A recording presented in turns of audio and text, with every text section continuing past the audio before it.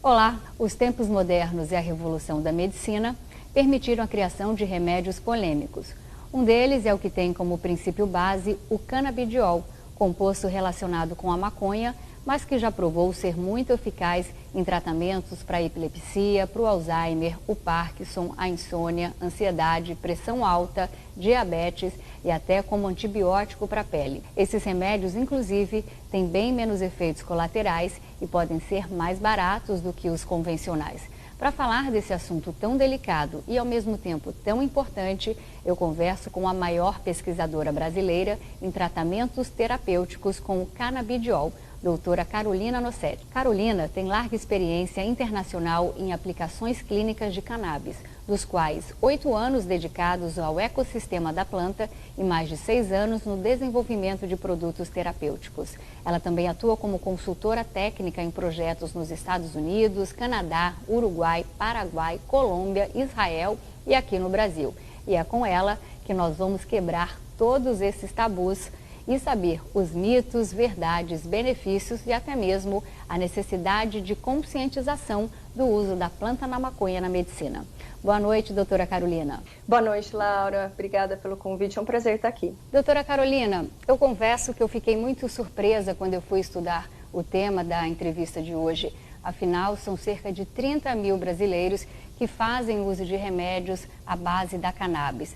Então, para nós começarmos a entrevista, eu acho que é importante a gente esclarecer o que é a cannabis, né? O que é o canabidiol, do que nós estamos falando. Sim, a cannabis é uma planta complexa, são mais de 480 compostos já documentados. O CBD, que é o canabidiol, e o THC, que é o tetrahidrocannabinol, são as substâncias mais conhecidas. Por ser uma planta de uso milenar, a gente consegue observar a segurança e a efetividade dessa terapia. Então, hoje, os usos mais comuns são para autismo, doença de Alzheimer, doença de Parkinson, epilepsia, dor crônica e pacientes usando quimioterápicos para tratamento de câncer. Mas também há pacientes num número relevante fazendo uso para tratamento de ansiedade, insônia, endometriose, fibromialgia, depressão e algumas outras doenças. Quer dizer, uma infinidade de tratamentos que a folha da cannabis pode nos proporcionar.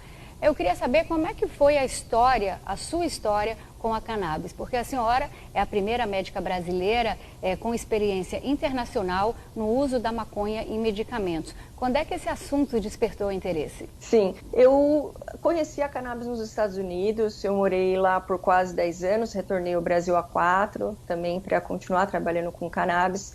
Eu estava fazendo o meu exame de revalida, me tomou alguns anos para concluir. No meio do caminho, eu estava estudando 14, 15 horas por dia, não conseguia mais dormir, nem me alimentar direito pelo estresse e a quantidade de horas. E foi quando eu fui prescrito um remédio alopático, que foi muito efetivo, mas eu fiquei com medo de dependência química e continuei buscando uma opção. Um colega médico mencionou do uso terapêutico da cannabis e eu realmente fiquei muito curiosa e fui atrás, descobri que tinha um artigo científico mostrando o potencial apoptótico do THC em células cancerígenas, que é o potencial de suicídio celular da célula, que é um tipo de morte celular que é mais seguro. E eu me impressionei como a gente tem uma planta que é usada há tantos anos e que ninguém fala isso na nossa graduação. E eu comecei a buscar e pesquisar, descobri que a gente tem um sistema que chama sistema endocannabinoide, como a gente tem um sistema neurológico ou imunológico, a gente tem um sistema que modula os outros sistemas. E a intenção ou o propósito desse sistema é fazer a modulação dos outros. Como as doenças são o desequilíbrio dos nossos sistemas fisiológicos, a gente tem um sistema que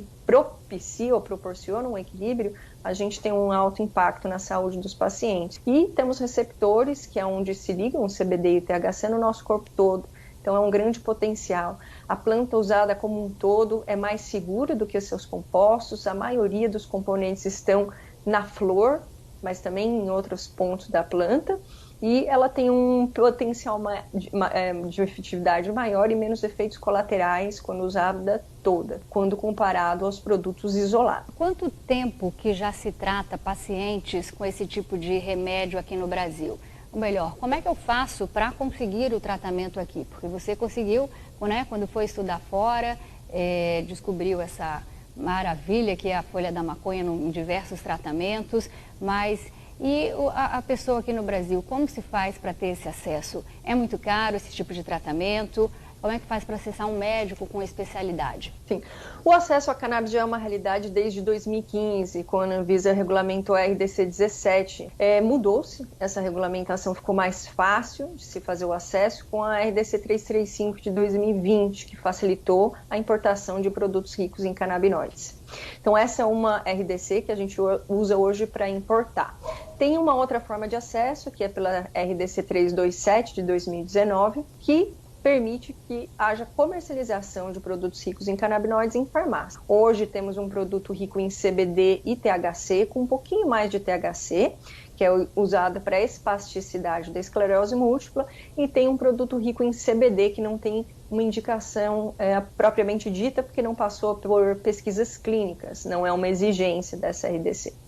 Essas são duas formas de acesso, mas temos outras duas. Uma delas são as associações de pacientes. Hoje a Abras tem 14 mil pacientes, os importados, cerca de 16 mil pacientes importando, então totalizando cerca de 30 mil pacientes hoje fazendo uso legal da cannabis. E uma quarta via, que é um direito constitucional, inclui o direito à vida e ao bem-estar, que é por meio de um remédio legal, que é o habeas corpus. São centenas hoje de pacientes no Brasil que obtiveram esse direito constitucional e que seguem fazendo a produção do seu remédio de forma caseira. Doutora, a gente está vivendo em época de pandemia e recentemente a OMS ela tem recomendado para as mulheres não engravidarem durante esse período. Como é que é a relação entre gestação, amamentação e o uso da cannabis? Esse é um ponto de sensibilidade e sempre é válido uma ponderação entre paciente e médico. Não só os custos financeiros, mas também os custos biológicos de tomar ou não tomar uma medicação porque acomete aquela paciente. Então, se a paciente está sofrendo com algum sintoma e tem que usar alguma medicação, ela tem que conversar com o seu médico para entender qual que é o potencial de impacto no seu corpo daquele produto alopático e fazer um comparativo com o uso da cannabis. Existem estudos científicos, alguns pontuando para a segurança e outros deixando mais indefinido as respostas, mas, de novo, temos 5 mil anos de história e aí a gente tem que comparar, por exemplo, um produto controlado alopático com um produto fitoterápico, e essa é uma discussão que a paciente e o médico tem que ter, essa decisão tem que ser tomada de forma conjunta. Agora, com relação à pandemia em si, tem um alto potencial por ser ansiolítico, por permitir que a gente tenha um sono de melhor qualidade, a gente está lidando com diferentes tipos de emoções, e os canabinoides, inclusive com o estudo da USP Ribeirão, que já se demonstrou o potencial ansiolítico. Então, nesse momento de pandemia, onde as pessoas não estão dormindo direito, quando as pessoas não estão conseguindo ter a sua ansiedade controlada, estão sob terror e sob estresse, ter um remédio, ter um produto rico em canabinoides que seja seguro, com mortalidade zero, considerando o uso da planta toda, é um produto que não pode de forma alguma ser negligenciado. Esses remédios à base de canabidiol, eles são realmente mais vantajosos em relação à medicação convencional?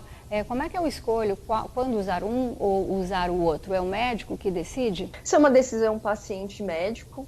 Hoje a gente tem uma robustez maior em 3 áreas, que é dor crônica, espasticidade, principalmente a espasticidade da esclerose múltipla, e a epilepsia. E a gente tem dados clínicos o suficiente que apontam a melhora em outras indicações. Agora, essa é uma decisão do médico e do paciente.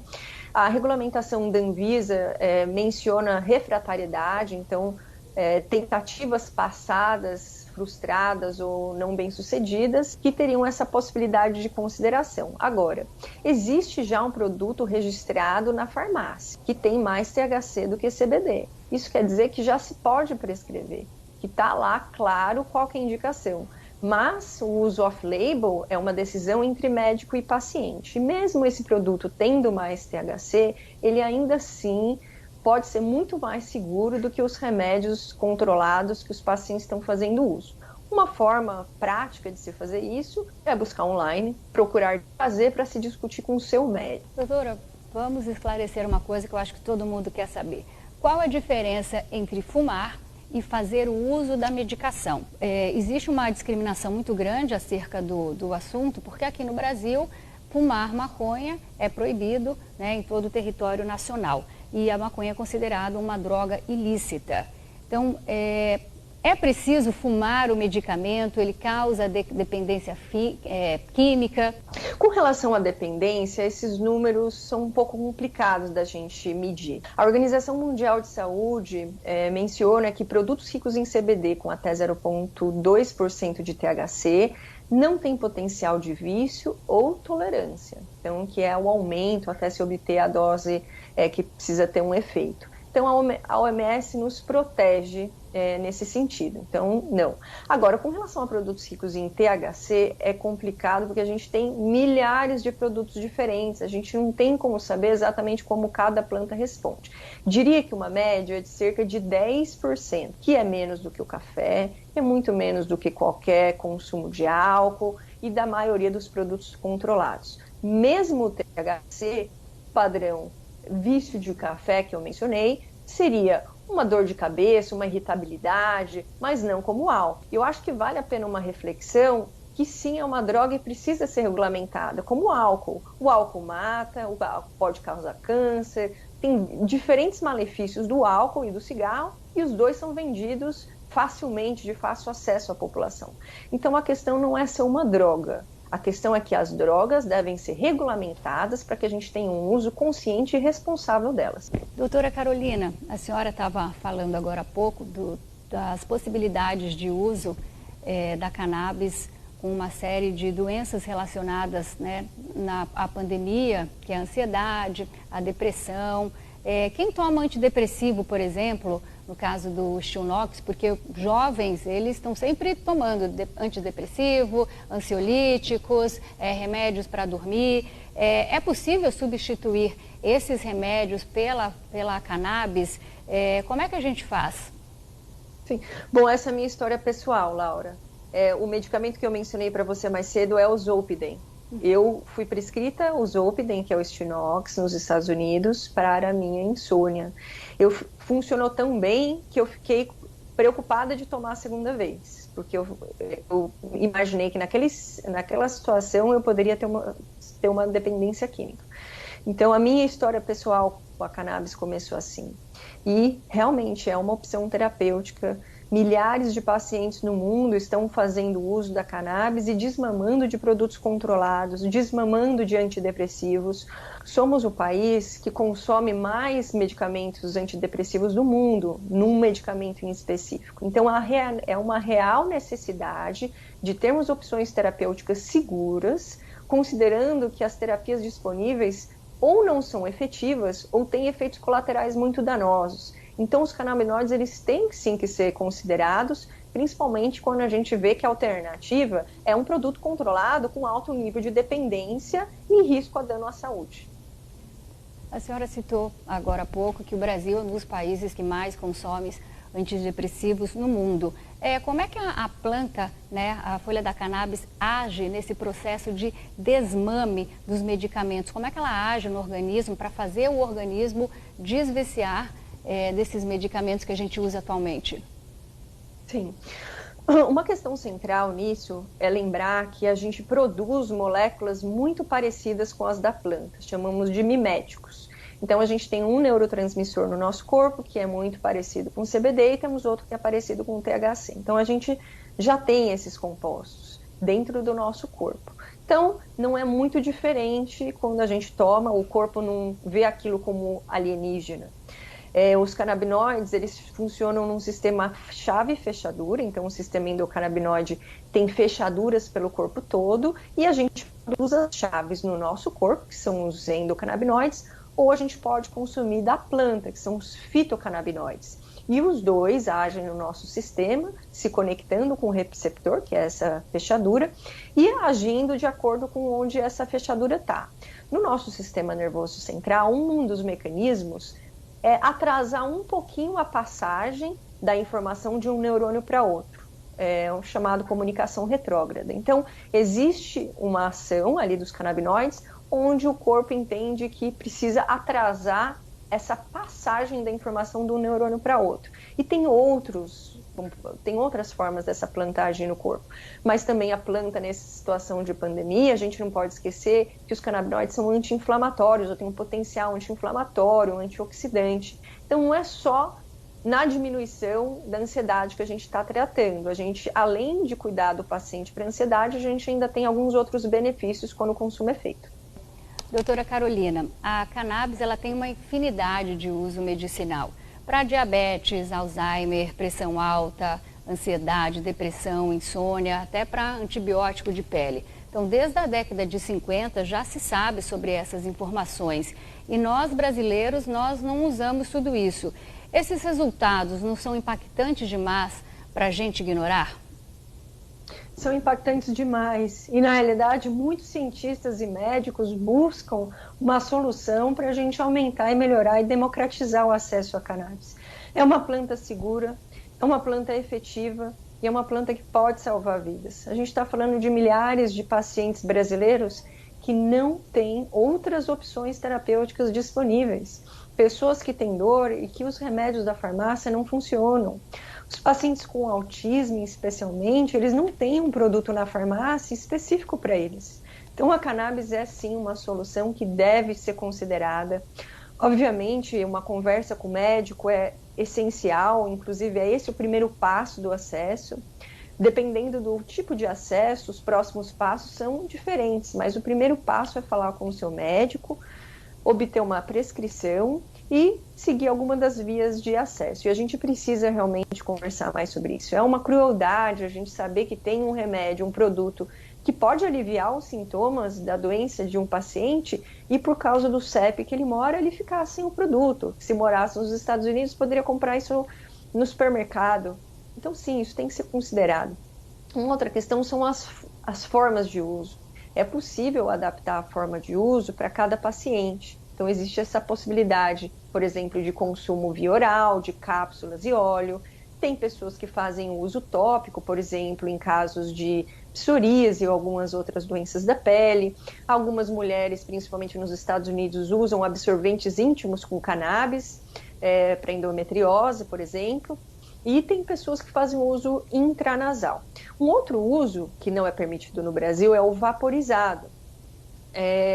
E você me perguntou há pouco com relação à droga fumada. Existem países que a forma vaporizada é permitida e estudos são feitos dentro de hospitais. Os médicos, a gente não pode recomendar a forma fumada, não é nem só pela fumaça em si, tem alguns outros componentes ali que são danosos, inclusive a temperatura.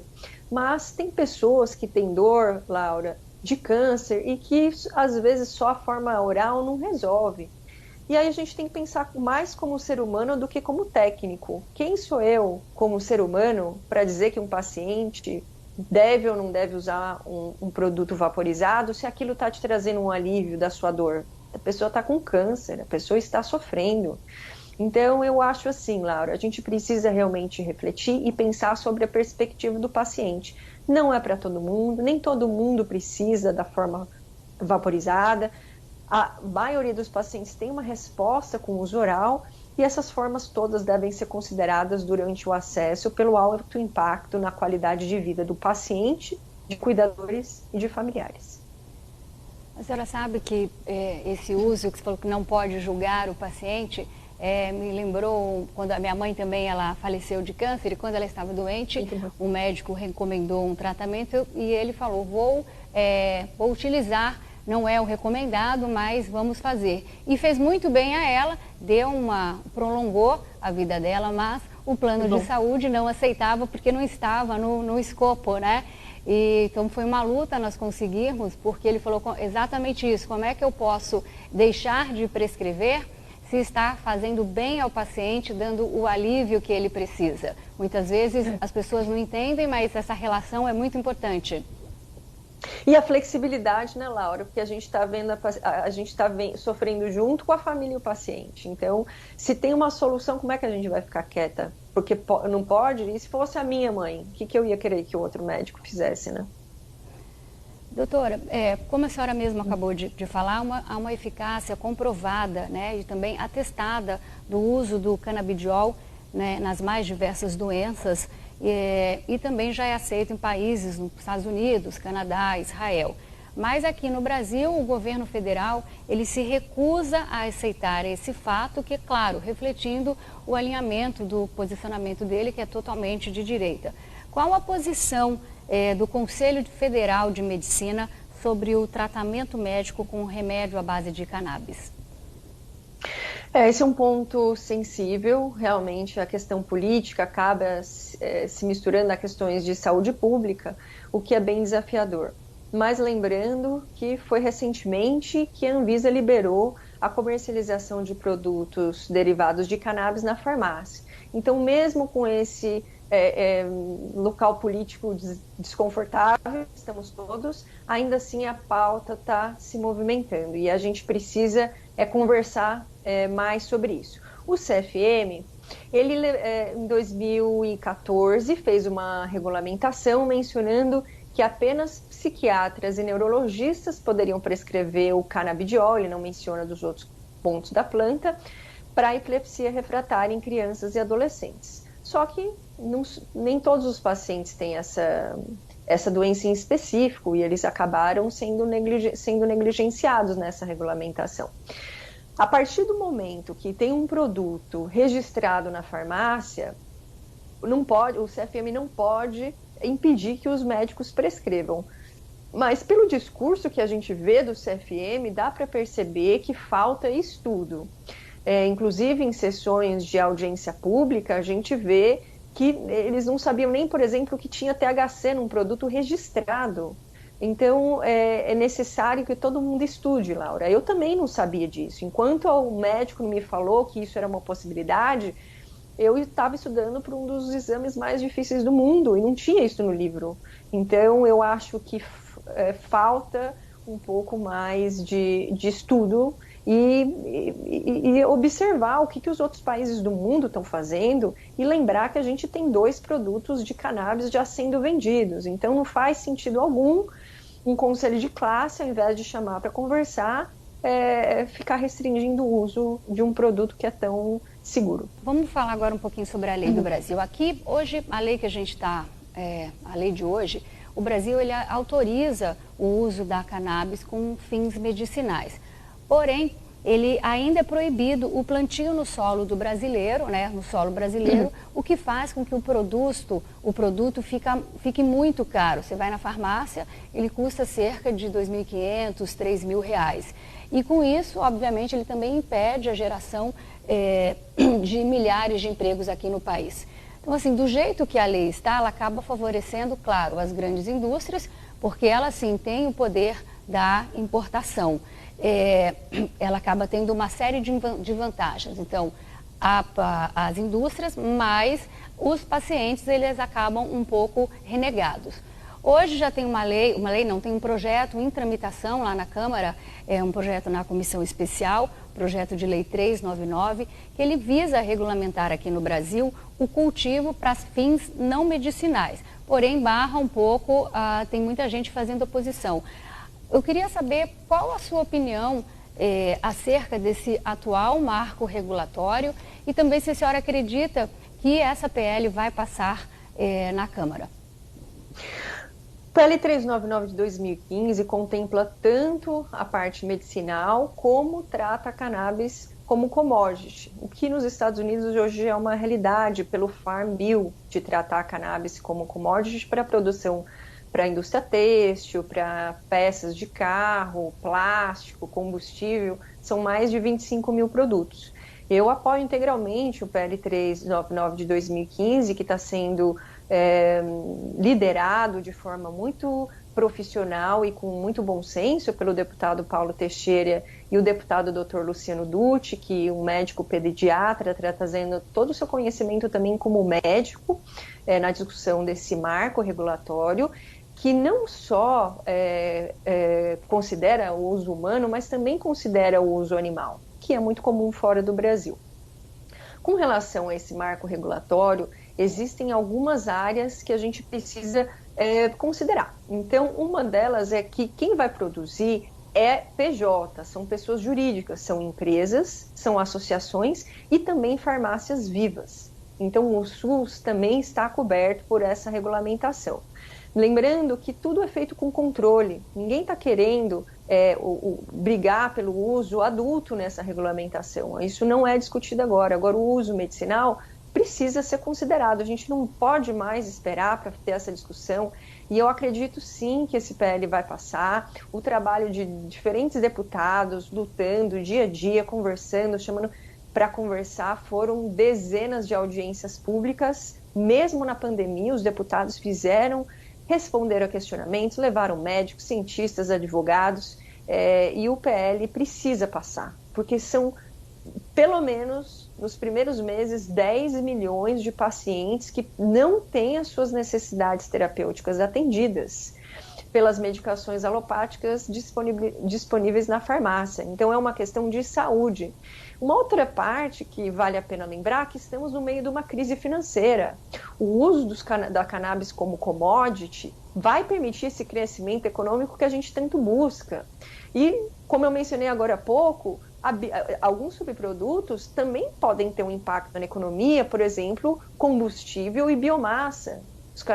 A planta em si é uma planta sustentável que pode fazer, inclusive, remediação do solo. Lembrando, Laura, que a bancada ruralista chamou algumas pessoas do ecossistema para discutir isso com a Polícia Federal, com a Embrapa, em Brasília do ano passado, e que também tem interesse, porque quem está no campo quer cultivar. E pensando que numa rotação, vocês que estão localizados numa área de alta concentração de maior produtor de grãos do mundo, né, Mato Grosso? Pois é, Laura, esse é o lugar que tem o maior impacto. E os deputados da bancada agro mostraram sim apoio, inclusive quem estava presidindo a mesa disse abertamente que fazia tráfico internacional de drogas, considerando que ele ia lá buscar remédios para os seus conhecidos. Ele falou, eu tenho pessoas que estão sofrendo. Então, também eu gostaria assim, de lembrar a coragem desse deputado de passar essa informação, que quem tem dinheiro vai no Uruguai e compra, e os outros que não têm. Doutora Carolina, eu que sou aqui de Mato Grosso, que é o maior produtor de grãos do mundo, é verdade que se fosse liberado plantar a folha da maconha aqui no Brasil, poderia ser um excelente negócio para os nossos produtores? De que forma eles poderiam aumentar ainda mais os lucros aqui? Laura, a planta tem mais de 25 mil produtos gerados por meio dela. Das suas folhas, flores, sementes e diferentes outras partes. E vocês que estão localizados numa zona exportadora poderiam ter a sua saúde financeira melhorada de forma muito impactante. Inclusive sementes em específico, o óleo da semente do cânhamo, que não tem canabinoides, é um grande produto fora do Brasil, usado em cremes, shampoos e produtos de limpeza, também como alimentos. A indústria têxtil usa outras partes da planta por causa da fibra, muito mais sustentável o cultivo do cânhamo do que o cultivo do algodão, por exemplo. O cânhamo tem fibras mais fortes e é mais barato de se produzir. Então, os empreendedores do agronegócio no seu estado seriam os mais impactados positivamente com essa medida, considerando que, além da questão do produto, né, que tem muitos produtos, ainda tem a possibilidade de remediação do solo quando a gente está fazendo rotação de cultivo. A gente precisa não só considerar os ganhos materiais, mas os ganhos secundários que essa planta poderia trazer. E o óleo rico, o óleo da semente do cânhamo é rico em diferentes componentes, como ômegas e vitaminas e minerais. É uma super comida. Quando a gente compara o nível de proteínas com a chia, por exemplo, a gente vê que é um número muito maior, e a chia é uma semente que está super em alta, e agora a gente tem uma semente que é ainda mais impactante. Então, assim, a gente está perdendo hoje, mas o seu estado é um dos que mais tem o potencial de ganho financeiro assim que essa regulamentação passar. A senhora sabe que eu também apresento um programa sobre agronegócio aqui em Mato Grosso, E eu sempre dou algumas notícias inusitadas, e uma delas é essa infinidade de usos em relação à planta da cannabis. É roupa, é comida, é o óleo, né? Então, assim, quando é que a gente vai vencer, como é que faz para vencer esse preconceito em relação a esse tema que assombra o Brasil? Você acha que nós vamos conseguir entrar nesse mercado bilionário de plantio que é da cannabis? A gente precisa tomar uma atitude logo, Laura. Dia 17 de maio, isso vai ser votado. E, assim, é do melhor interesse tanto dos médicos e profissionais da saúde, quanto dos empresários do agronegócio. Liguem para os seus deputados, conversem com eles para passar. Se não passar agora, a gente vai perder todo esse benefício. Os profissionais de saúde e os empresários também. A gente só vai mudar isso quando existir uma maior educação sobre o assunto. Eu também já tive do outro lado, eu não sabia, Laura, de nenhum desses potenciais, nem o de saúde, nem o econômico, considerando as commodities. Mas quando a gente estuda, a gente escuta, a gente vê que esse preconceito não tem base. Foi toda uma estratégia de marketing para ganhos financeiros, né, no início do século passado, por causa de algumas questões econômicas. Tinha gente que estava cultivando o algodão e que a cannabis poderia prejudicar a indústria do algodão. A indústria farmacêutica estava lançando os opioides e, obviamente, existia uma possibilidade de competição. Então, foi uma proibição que não foram os médicos que queriam proibir, foram interesses econômicos específicos. O preconceito acaba quando a gente entende que não precisa ter medo e que a gente entende o alto potencial financeiro e social que essa planta pode trazer ao nosso país. Temos poucos dias para se educar. Então, eu acho que é válido cada um buscar suas informações, porque o agronegócio, depois dos profissionais de saúde, é quem está mais perdendo nessa. Os Estados Unidos estão exportando, a China, maior exportadora de cannabis do mundo, a França é o país que mais exporta sementes de cânhamo. Poderia ser o Mato Grosso, poderia ser um outro estado brasileiro, mas hoje não é. É um país muito menor, um terço menor do que nós, e a gente tem esse potencial. Então eu peço uma sensibilidade dos empresários do agronegócio para entrar em contato com os deputados e apoiar o PL que vai ser votado dia 17 de maio, porque pode mudar não só a sua saúde financeira e da sua região, como a vida de milhares de pacientes que não têm as suas necessidades terapêuticas atendidas. Só o CBD não é suficiente, Laura. A planta como um todo, ela é mais segura e mais efetiva do que quando a gente compara com um produto que é isolado. Tem um motivo para ter esses produtos todos, esses componentes todos ali dentro. Então eu peço apoio para a gente andar com essa pauta. Já faz muito tempo que a gente está atrás de países, de outros países, a gente está tentando mover aqui com bom senso e cautela, mas agora a gente chegou, agora não tem mais uma outra opção. PL 399, sim, eu apoio, e eu acho que vale a pena os empresários do agronegócio entenderem melhor o quanto eles podem se beneficiar com essa morte. Doutora, Obrigada. A senhora fala muito entre CBD e THC. Qual a diferença entre esses dois componentes para explicar um pouco melhor para os telespectadores? Os dois têm um lugar no tratamento de pacientes para alívio de sintomas, doenças graves, crônicas e refratárias. O CBD e o THC, eles são chamados psicoativos, quando eles têm uma ação no sistema nervoso central. Quando os compostos têm uma ação no sistema nervoso central, eles são chamados assim. A psicoatividade do CBD é diferente do THC. O CBD, não existe o barato, o high do THC. Agora, o THC tem alguns potenciais que o CBD não tem. Então, tem alguns doentes que têm seus sintomas aliviados apenas com o uso do CBD e outros canabinoides, e tem alguns que a gente precisa, sim, incluir o THC, ou não tem a efetividade que a gente busca. Então, algumas indicações, por exemplo, como a ansiedade, podem ter uma resposta positiva só com o uso de canabinoide, do CBD, de um canabinoide chamado CBD.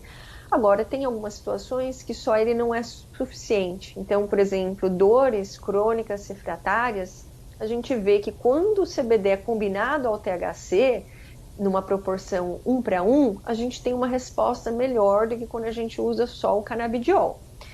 Então, depende, Laura, da indicação do paciente, da intensidade dos sintomas e algumas outras questões clínicas que precisam ser avaliadas, como história prévia de saúde da família. Mas cada um tem o seu uso, Laura.